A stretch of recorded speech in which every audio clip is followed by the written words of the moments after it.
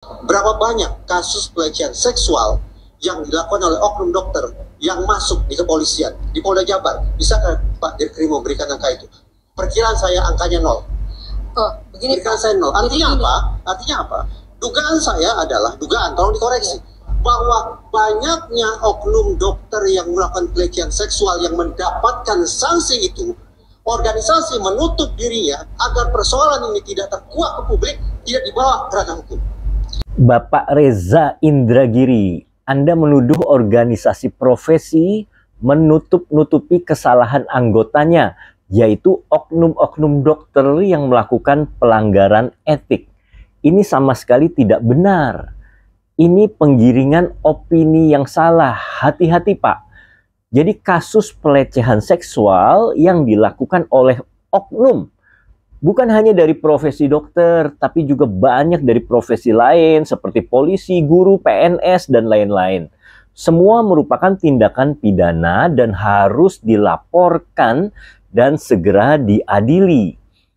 Organisasi profesi tidak pernah menutup-nutupi dan menghambat proses hukum bila memang anggotanya bersalah. Namun, memang hukum di Indonesia kan menganut azas praduga tak bersalah. Jadi memang bukti harus kuat agar laporan polisi bisa dapat berjalan sampai ke pengadilan. ID memiliki mekanisme internal yaitu melalui MKEK untuk menangani pelanggaran etik. Sanksinya bisa berupa teguran, skorsing, hingga pemecatan sebagai anggota. Nah, untuk kasus kejahatan seksual yang merupakan tindak pidana, maka itu sudah bukan wewenang ID, tapi masuk ranah kejahatan pidana. Namun ID siap membantu memberi keterangan bila diminta pihak kepolisian atau kejaksaan. Lalu mengenai kewenangan ID dalam mencabut SIP, sejak Undang-Undang Kesehatan yang baru, maka kewenangan pencabutan STR dan izin praktek menjadi kewenangan mutlak Kemenkes, Kementerian Kesehatan.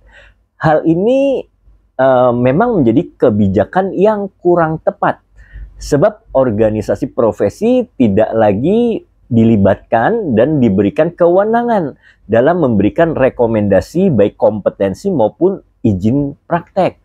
Padahal yang mengerti tentang perilaku dan seluk-beluk seorang dokter di lapangan adalah organisasi ID di tiap-tiap cabang.